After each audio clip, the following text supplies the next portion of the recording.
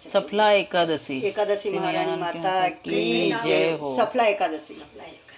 पौष मास की इस एकादशी को भगवान विष्णु के अच्युत रूप नारायण की पूजा की जाती है। पूजा में आप भगवान विष्णु की प्रतिमा का प्रयोग करें अथवा श्री कृष्ण जी के विग्रह का, इससे कोई अंतर नहीं पड़ेगा, क्योंकि दोनों ही एक रूप और साक्षात परम ब्रह्मा हैं। इस व्रत को करने से समस्त कार्यों में निसंदेह सफलता मिलती है और इसीलिए इसका नाम सफला एकादशी है। मोक्षदा एकादशी का वृत्तांत समाप्त होते ही धर्मराज जी युधिष्ठिर ने भगवान श्री कृष्ण से विनती की, हे भगवान विष्णु के साक्षात स्वरूप, पौष मास के कृष्णा पक्ष की एकादशी का क्या नाम है? उस दिन किस देवता की पूजा की जाती है तथा इसकी क्या विधि है? भगवान श्री कृष्ण ने कहा, हे धर्मराज, मैं तुम्हारे स्नेह के कारण तुम्हारे प्रश्नों का उत्तर देता हूँ। एकादशी व्रत से अधिक दक्षिणा देने वाले यज्ञ से भी प्रसन्न नहीं हूँ, अतः तुम इसे अत्यंत भक्ति और श्रद्धा से युक्त एकाग्र मन से सुनो। इस पौष कृष्णा एकादशी का नाम सफला है। इस एकादशी के देवता श्री नारायण हैं, अतः नारायण भगवान की पूजा करनी चाहिए। जिस प्रकार नागों में शेषनाग, पक्षियों में गरुड़ और सब ग्रहों में चंद्रमा, यज्ञों में अश्वमेध, देवताओं में भगवान विष्णु श्रेष्ठ है, उसी तरह सब व्रतों में एकादशी व्रत श्रेष्ठ है। जो मनुष्य सदैव एकादशी का व्रत करते हैं, मेरी पूजा के हेतु ऋतु के अनुकूल फल फूल, नारियल, नींबू, अनार, सुपारी आदि मेरे अर्पण करे, धूप दीप नैवेद्य आदि से मेरी षोडशोपचार पूजा करे और रात्रि को जागरण करे। इस एकादशी के व्रत के समान यज्ञ, तीर्थ, दान, तप तथा और कोई दूसरा व्रत नहीं है। 5000 वर्ष तप करने से जो फल मिलता है, उससे भी अधिक फल सफला एकादशी का व्रत करने से मिलता है। अब तुम इस एकादशी की कथा ध्यान पूर्वक सुनो। चंपावती नगरी में महिष्मान नाम का एक प्रतापी राजा राज्य करता था। उसके 4 पुत्र थे। उन सब में लुम्पक नामक बड़ा राजपुत्र महापापी था। वह पापी सदा पर स्त्री वेश्यागमन और दूसरे बुरे कामों में अपने पिता का धन नष्ट किया करता था। वह देवताओं, ब्राह्मणों और वैष्णवों का निंदक था। जब राजा को अपने बड़े पुत्र के इन कुकर्मों का ज्ञान हुआ तो उसको अपने राज्य से निकाल दिया। तब वह विचारने लगा कि अब किधर जाऊं, क्या करूं। अंत में उसने चोरी का कर्म करने का निश्चय किया। वह दिन भर वन में रहता और रात्रि को अपने पिता की नगरी में चोरी करता। वह प्रजा को तंग करने और मारने का कुकर्म भी करता।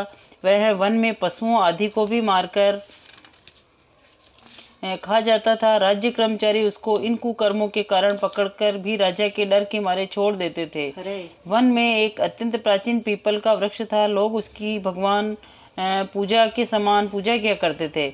उसी वृक्ष के नीचे वह महापापी लुम्पक रहा करता था। इस वन को लोग देवताओं के क्रीड़ा स्थल मानते थे।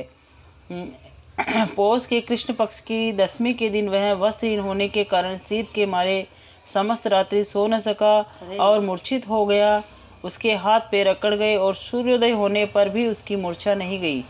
दूसरे दिन सफला एकादशी को दोपहर के समय सूर्य की गर्मी से उसकी मूर्छा दूर हुई तो वह होश में आकर गिरता पड़ता वन में भोजन की खोज में भटकने लगा, परंतु शारीरिक कमजोरी और कष्ट के कारण वह जीवों को मारने में असमर्थ रहा। अंत में वह वृक्षों से गिरे हुए फलों को बीनकर पीपल के वृक्ष के नीचे आया।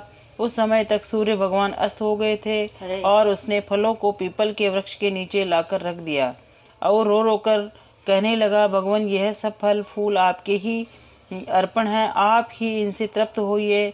उस रात्रि भी उसको दुख के मारे नींद नहीं आई और वह रो रो कर भगवान को याद करता रहा। इस प्रकार उससे अनजाने में ही सफलता एकादशी का उपवास और रात्रि में ईश्वर भक्ति हो गई। इस उपवास और जागरण से भगवान अत्यंत प्रसन्न हुए और उसके सब पाप नष्ट हो गए। दूसरे दिन प्रातः समय अनेकों वस्तुओं से सजा एक अति सुंदर घोड़ा उसके सामने आकर खड़ा हो गया। उसी समय आकाशवाणी हुई कि हे राजपुत्र, भगवान नारायण की कृपा से तेरे समस्त पाप नष्ट हो गए हैं। अब तू अपने पिता के पास जाकर राज्य प्राप्त कर। लुम्पक ने ऐसी आकाशवाणी सुनी तो वह अत्यंत प्रसन्न हुआ। हे भगवान, आपकी जय हो कहते हुए उसने घोड़े की पीठ पर रखा खाना खाया और वस्त्र एवं आभूषण पहन लिए। घोड़े पर चढ़कर वह अपने पिता के पास गया और संपूर्ण कथा कह सुनाई। कुछ समय बाद राजा महिष्मान ने लुम्पक को अपना राज्यभार सौंप दिया। स्वयं तपस्या करने वन में चला गया। अब लुम्पक शास्त्रानुसार राज्य करने लगा उसके स्त्री पुत्र आदि भी नारायण के परम भक्त बन गए। वृद्धावस्था आने पर वह अपने पुत्र को गद्दी देकर भगवान का भजन करने के लिए वन में चला गया और अंत में विष्णु लोक को प्राप्त हुआ। जो मनुष्य भक्ति पूर्वक इस सफला एकादशी का व्रत करते हैं उनको सभी कार्यों में सफलता मिलती है और अंत में मुक्ति मिलती है। जो मनुष्य इस एकादशी का व्रत नहीं करते हैं वे पूंछ और सींगों से रहित पशुओं के समान हैं। इस सफला एकादशी के व्रत का प्रभाव तो अनंत ही है। इसके महात्म्य के पढ़ने अथवा सुनने से भी अश्वमेध यज्ञ का फल प्राप्त होता है। एकादशी भगवान माता की जय हो। सफला एकादशी महारानी माता की जय हो।